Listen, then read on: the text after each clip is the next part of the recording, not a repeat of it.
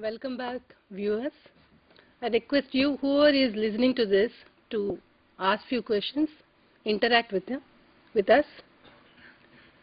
Meanwhile, we'll continue with from the earlier earlier session, from the earlier session. So far, we were learning about the change, what is change, why one has to understand change, and what are the reasons for a change to occur in an organization. We were thinking about learning about the reasons which lead to change. We were learning about the market forces which gives rise to certain changes in the organization, certain technological development. As such, there are changes. Because of certain changes in the leadership, there are changes in the organization's vision, mission, the statements, and all that. Let us continue from that. The organizational changes occurs because certain CEOs, or we can say certain heads of the organizations, they would like to have certain improved results for the organization.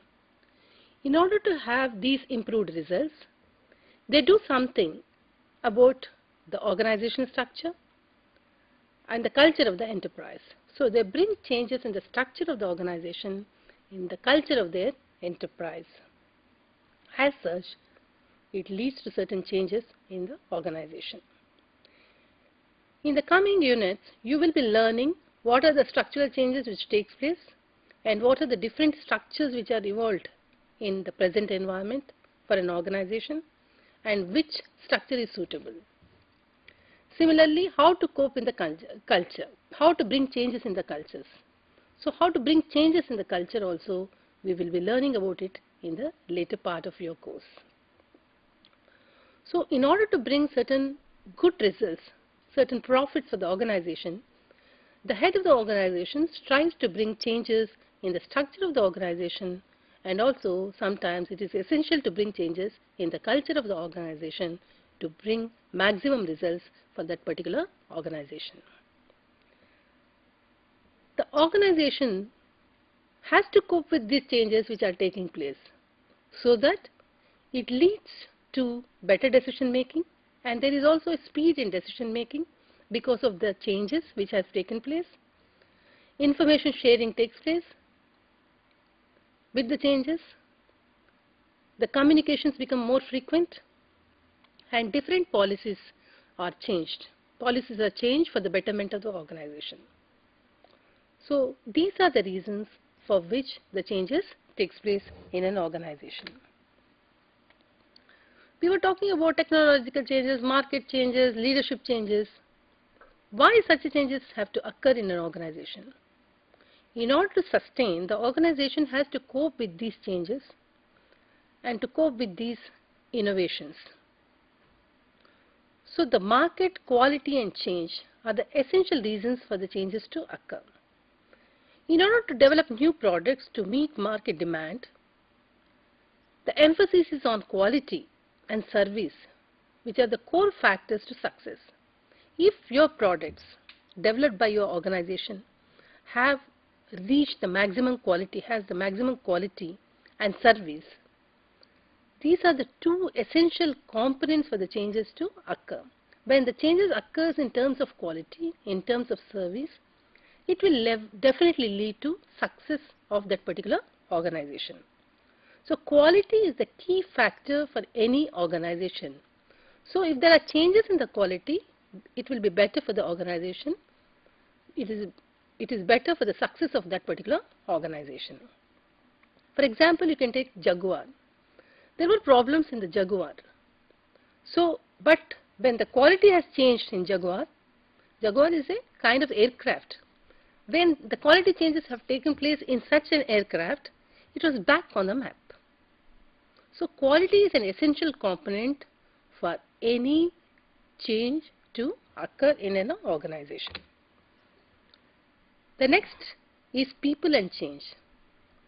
For any organization, people are the valuable assets.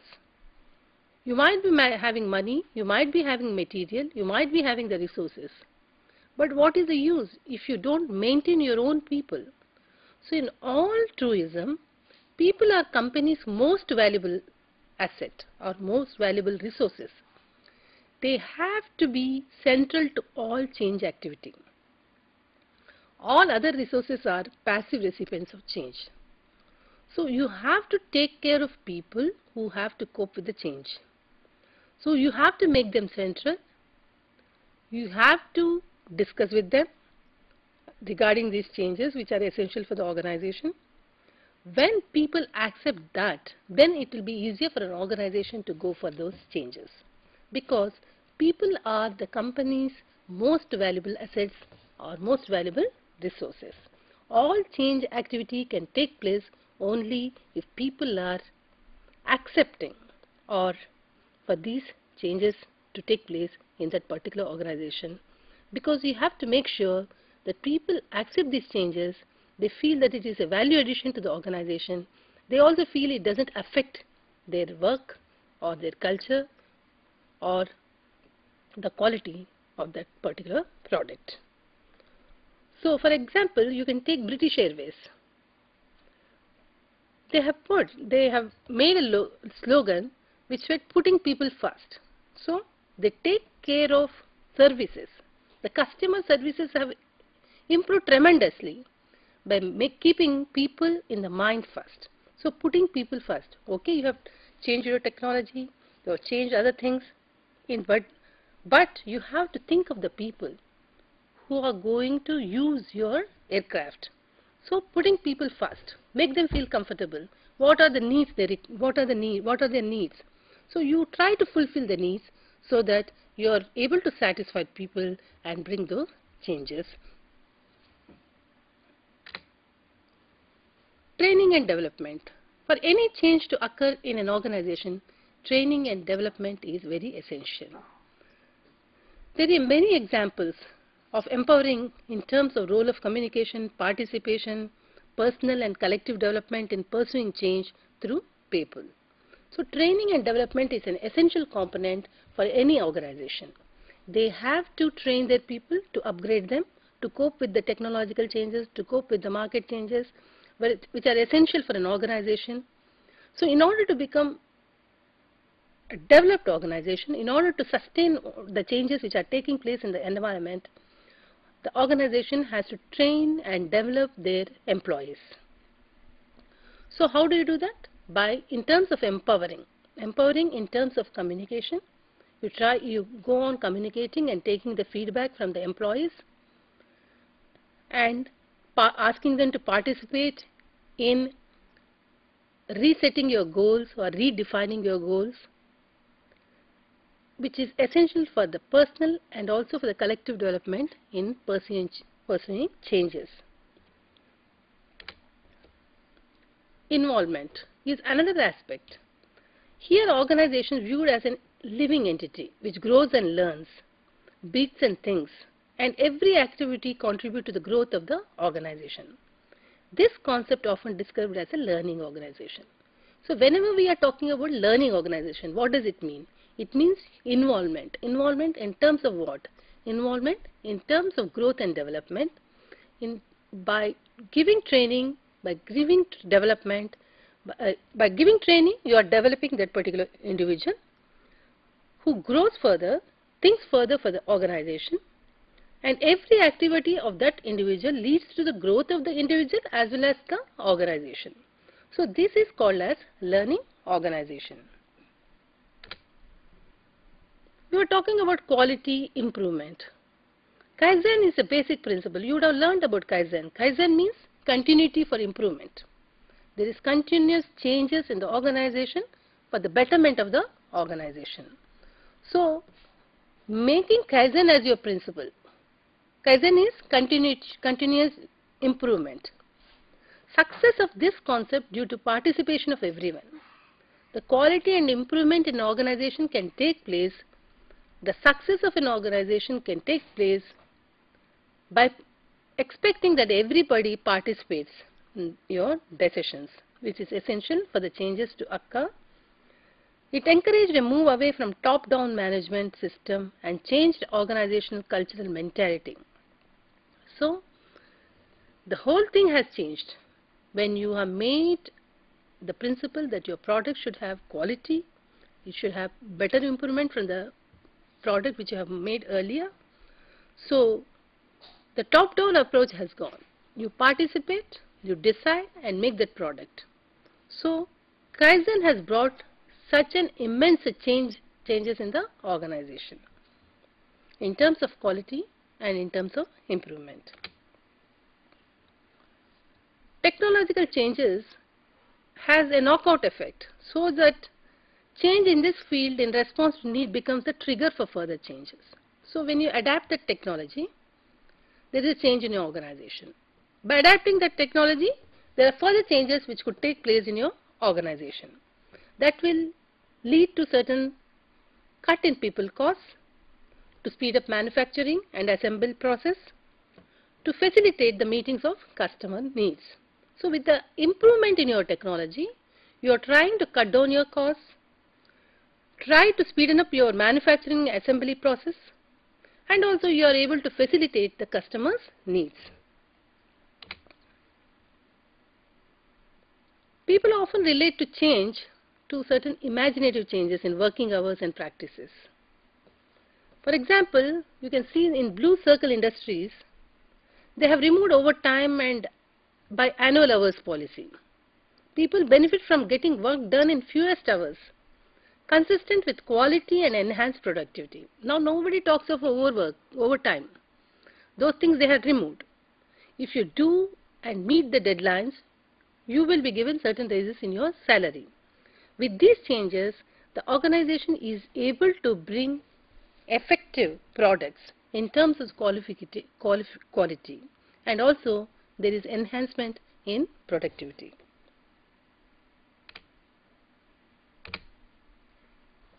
So when you are coping with all these aspects in terms of change, your purpose is met. When the purpose is met, purpose is to get manager and workforce to think ahead in the sense of living in possible progressive futures and reflecting them back to the present. So once you are able to understand all these aspects, your purpose is met.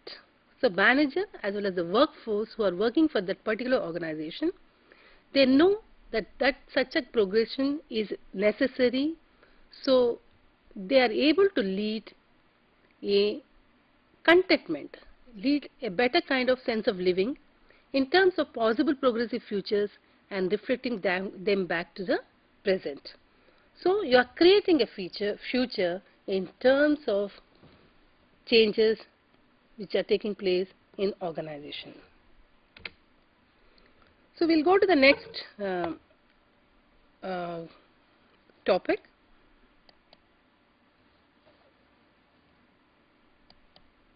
So far we were learning about, we were trying to learn about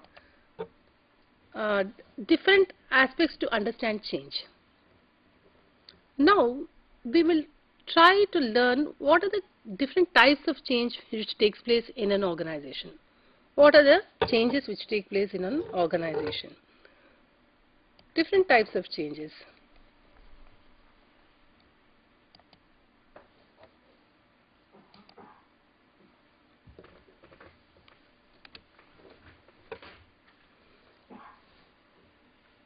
We were understanding change in terms of changes which takes place because of certain market forces, certain technological changes, certain leadership changes in terms of quality, in terms of improvement in order to bring success to that particular organization.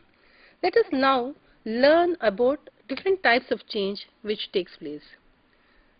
In this particular unit, you will be learning about the changes which are focused on the individuals, which are focused on the role, focused on the teams, focused on the organization itself, the turnaround management, what is it, and the planned change, how a planned change takes place, and the challenge of transformation. We were talking about people and the change. People are the essential resources for any organization. So if you satisfy people and if you make them acceptable towards these changes, the better will be the organization. So the individual is the prime force in any organizational change. So there are 8 stages in the process of changing an individual. How do you change an individual? In the sense that if you can satisfy the individual to cope with the change, what are the processes which has to take place? There are 8 stages which you have to go through in order to make them understand that such a change is essential for the success of the organization. So what do? The first process is initiation. So initiate, you try to discuss with your employees that these changes are occurring and we have to bring these changes to the organization for the betterment of the organization. So you initiate the discussion with your employees. Then you try to motivate. How do you motivate? You say by bringing that particular technology into your organization that will help you to work faster, which will in turn will lead to better results. So you motivate you initiate that what are the reasons for the change to bring, why we have to bring certain changes. Then you motivate towards that aspect. Then you diagnose whether they are accepting that particular changes. So you try and question them. Do you think it is acceptable? Do you think it is reasonable for the organization to cope with such a change? So you diagnose, take the feedback from the people, then the information is shared among the employees, then you prepare the action proposal, how to bring the change, then the deliberation takes place regarding the action proposal, then you implement the change, and you also take once the implementation process takes place, you try to stabilize that aspect into the organization for the success of the organization, for the betterment of the organization. So these are the different stages one has to go through before an employee or employees accept change into the organization. Change also takes place because changes can take place if you take proper feedback. So it is essential for any organization to take feedback from the individuals. Individuals change if they get feedback on their behavior. The feedback needs to be objective and non-threatening. If it is not threatening to the individual, then the individual also gives the feedback in an objective way. So change can be brought about with the help of feedback from the individuals. Then motivation change model. McClellan's model is widely used in entrepreneurship. He suggested different propositions for designing intervention to help the adults acquire certain motives which they desire to know. So organizational changes could be brought about by focusing on the individuals. We were talking about individuals. It is essential for individuals to understand that such a change is necessary for the organization. Once they understand the requirements for certain changes to occur in the organization, then the next could be, we can think of in terms of role. So organizational change can be brought about by changing the organizational role. How do you change the organizational role? Your corporate social responsibility is different now because of certain environmental changes which have taken place. The role of the organization also changes. Your mission changes, your goals changes, your statements changes. So organizational roles are analyzed for role efficacy, that is for potential effectiveness. If organizational roles can be modified, these on one hand will increase individuals' involvement and on the other increase organizational effectiveness. So the role is an essential component of an organization. If you are sure what exactly you have to do, that will lead to certain clarity among the individual's work. So they get involved and they work towards it. On one hand, you are improving the individual's involvement. The other hand, with this kind of involvement, the organization is going to become effective.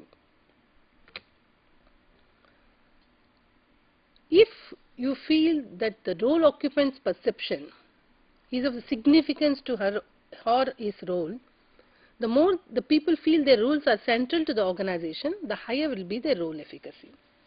If you feel whatever you are performing, whatever you are doing is not going to affect the organization, that the organization, without you also the organization can exist. If you have such kind of roles, then that will lead to disaster for that organization. So the more you involve the people, the more the focus is on them, that only because of their help the organization is able to move forward, leap forward. And if you make them feel that they are central to the organization, the higher will be their role efficacy. So you have to focus on the role by involving the individuals and make them feel that they are central to the organization. So peripherality, from peripherality you have to bring them to centrality. Integration versus distance is the second aspect. Integration between self and the role contributes to role efficacy, and self-role distance diminishes efficacy. The more you are related to the role which you are going to perform for the organization, yourself and the role, if they meet together, that will lead to in terms of enhancement. It will lead to better effectiveness. And if the self and role which you are performing in the organization are different or far from each other, that will lead to ineffectiveness. So you have to focus the individual to central role of the organization. You have to make them feel that they are also, that they have to be proactive in terms of organization changes which have to take place. When a role occupant takes initiative and does something independently, that person is exhibiting proactive behavior. When he merely responds, the behavior is reactive.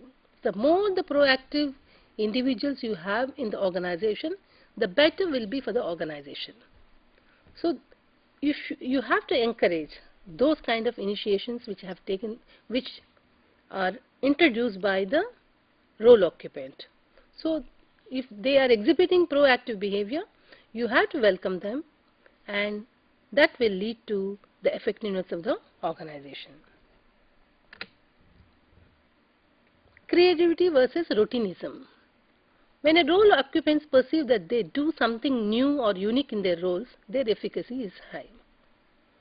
So when they bring certain innovative ideas, then it will strengthen to their role. It will strengthen the role, the effectiveness will be high. So you have to encourage creativity rather than routinism.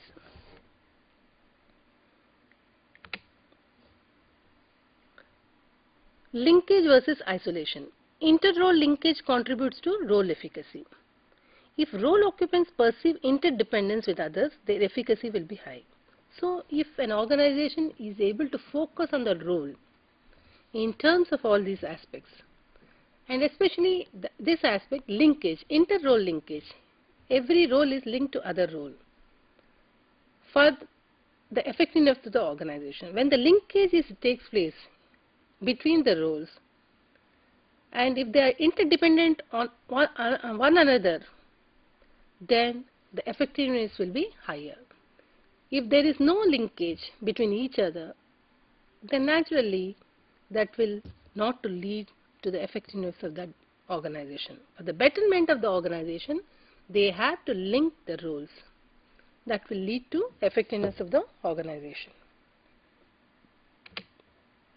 Helping versus hostility. One important aspect of efficacy is the individual's perception that he or she gives and receives help. A perception of hostility decreases efficacy. See, if you are helping, if the roles are linked to one another, naturally you are dependent on one another, and you try to get help from each other because the roles are linked to one another. Otherwise, you try to become hostile to each other, you feel that you are independent and there is no need for you to interact with the other person. A perception of hostility leads to decreases the effectiveness of the organization.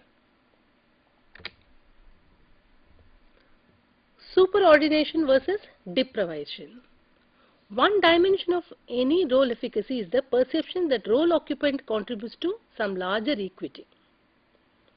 So, instead of deprivation, if you can increase their superordination, then there is a strengthening in terms of role, which will contribute to some larger equity in terms of organization, that is profits.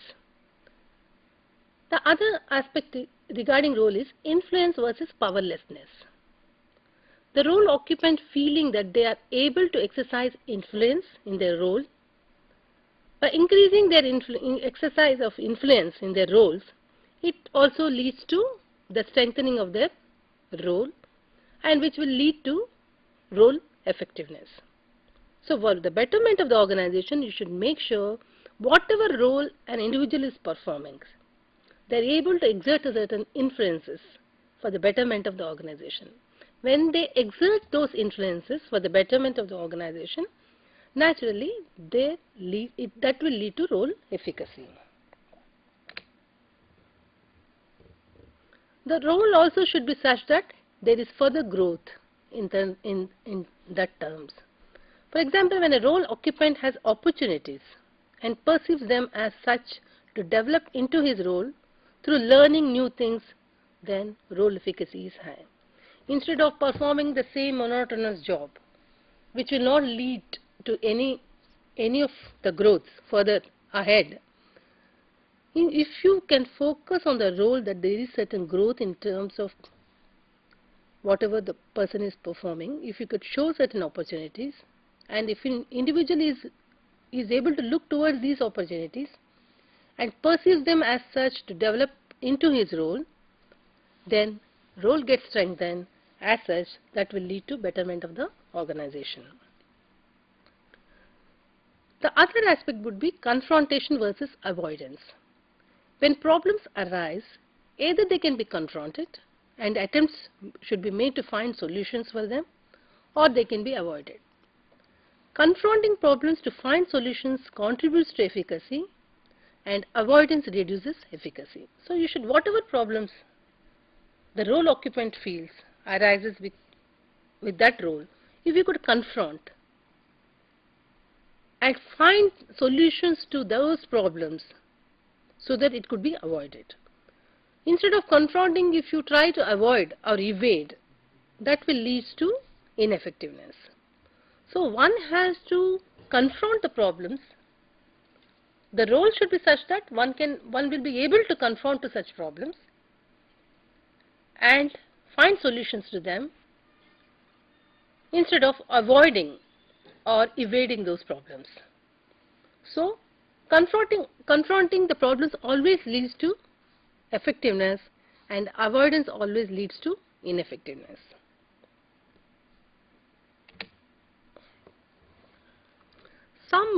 So we were talking about the types of changes which could take place by focusing on the individuals, by focusing on the roles.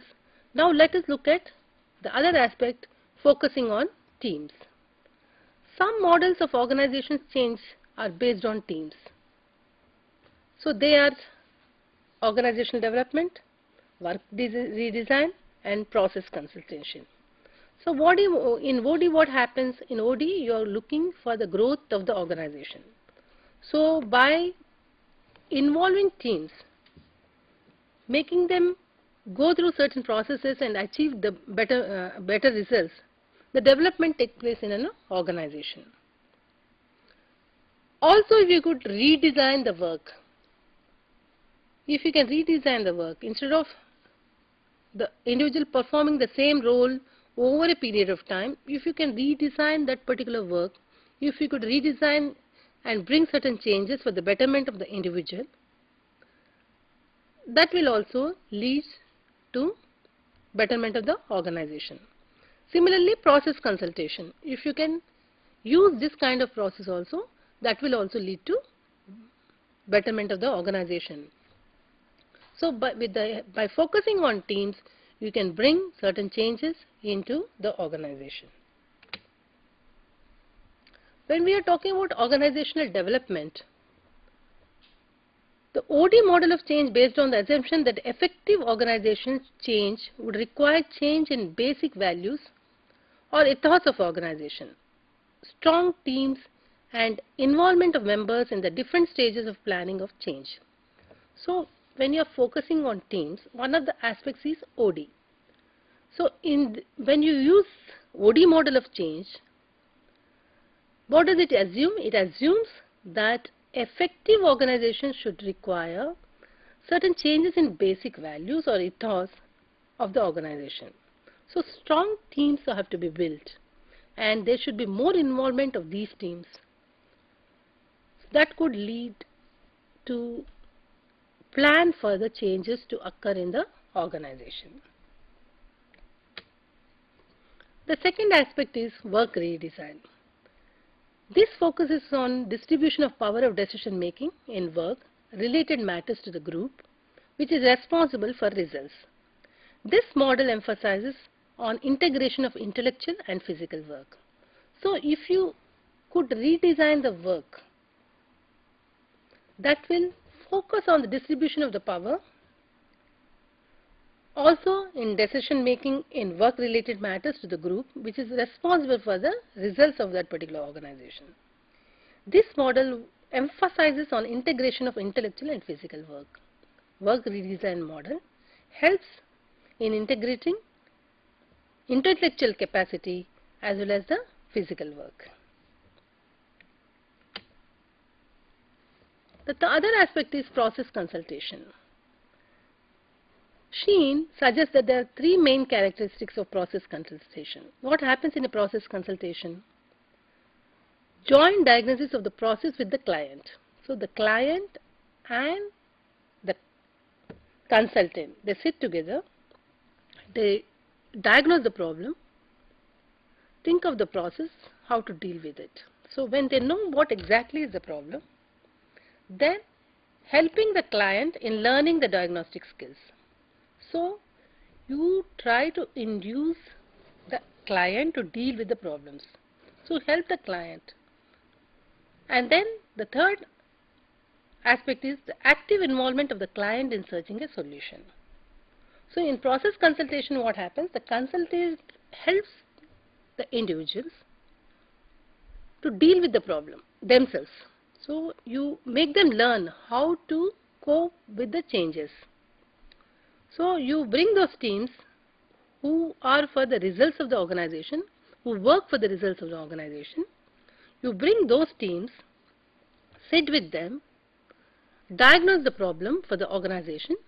You sit together, have a dialogue, and then you help the client in learning the diagnostic skills. And also with active involvement of the client, you also try to help them to find a solution to those problems. So in process consultation, the consultant helps the individuals to come over with the problems, also the solutions. This is how you could bring changes into the organization by focusing on teams and using process consultation way of handling things.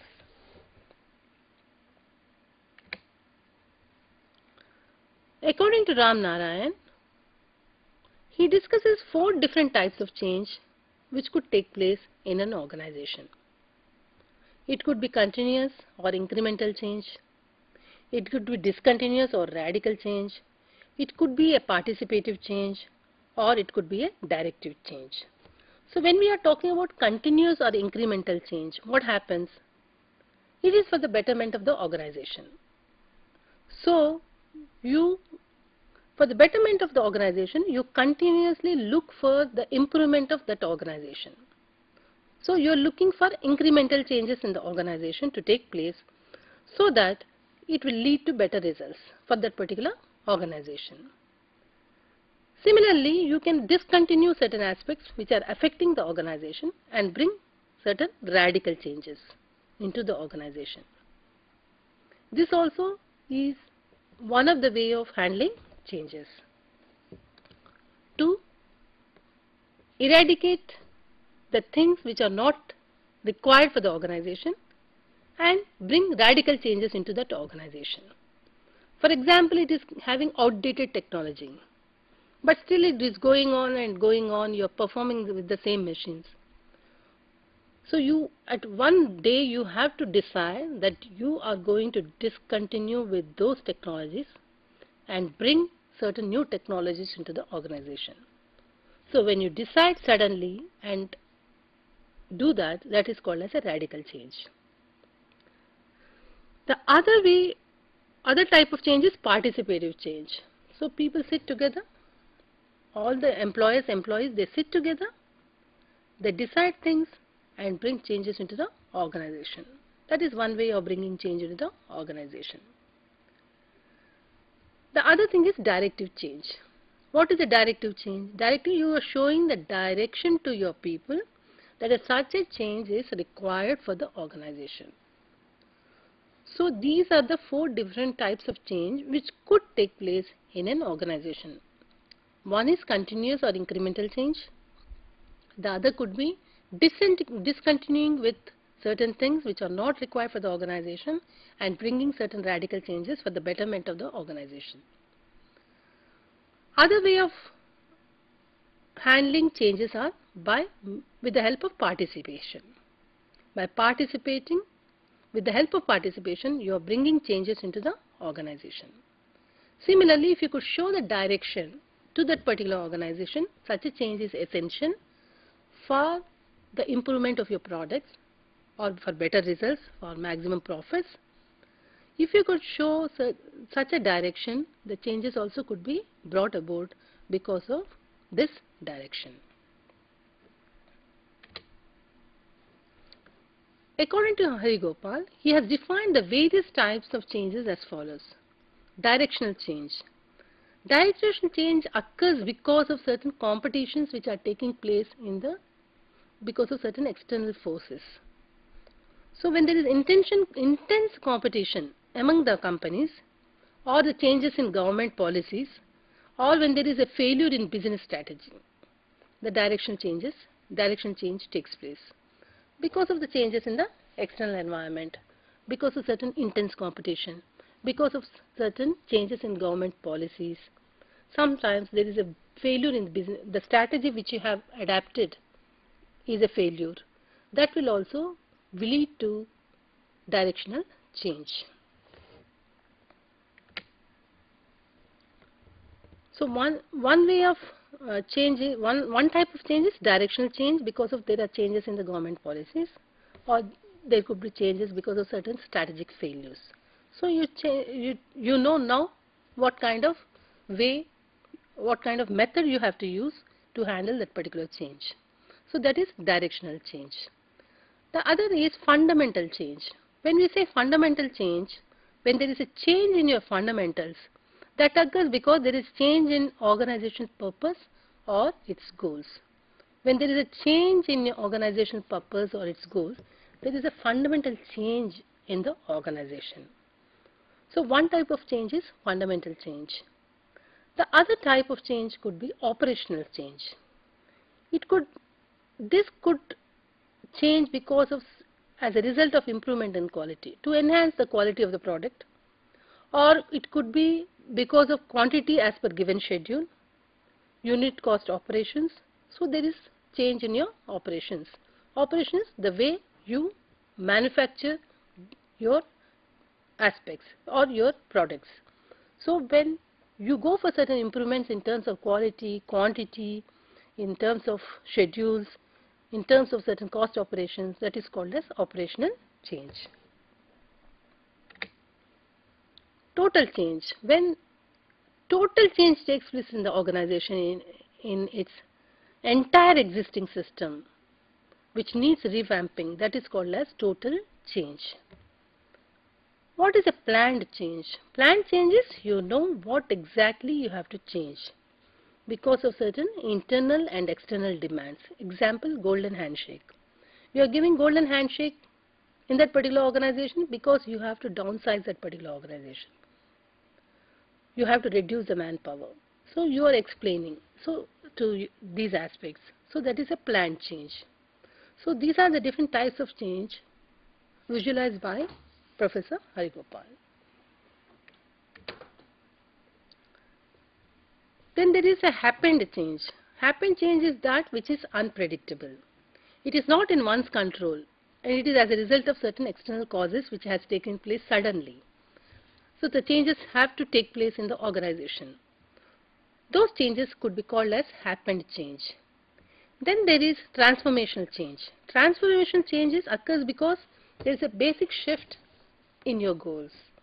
When there is a basic shift in the goals, we call it transformation change. Revolutionary change, as we called earlier also, radical changes. Revolutionary changes are sudden changes. For example, you are bringing certain technology or making that organization fully automated. That is a revolutionary change. Recreation change occurs when an organization wants to be entirely different from the one which is at present. So, it wants to recreate the organization. When you recreate the organization, then there is a recreating change in your policies, in your goals, in your missions. So everything is changed completely. All your strategies fail. So you want to change all your strategies for the betterment of the organization. This is called as strategic change. This takes place when there is a change in most of the components of the organization. Anticipatory change. What is the anticipatory change? Change when there is a change as a result of an event. So you are looking at that, anticipating the changes which are taking place. As such, you are bringing those changes. Relative change occurs because of an event or a series of events. When you see certain events, certain losses, or certain other aspects in the process, then you bring relative changes in those processes. Then the other aspects could be turnaround leader. So the turnaround leader acts on numerous fronts during a crisis. He articulates a credible vision and strategic intent.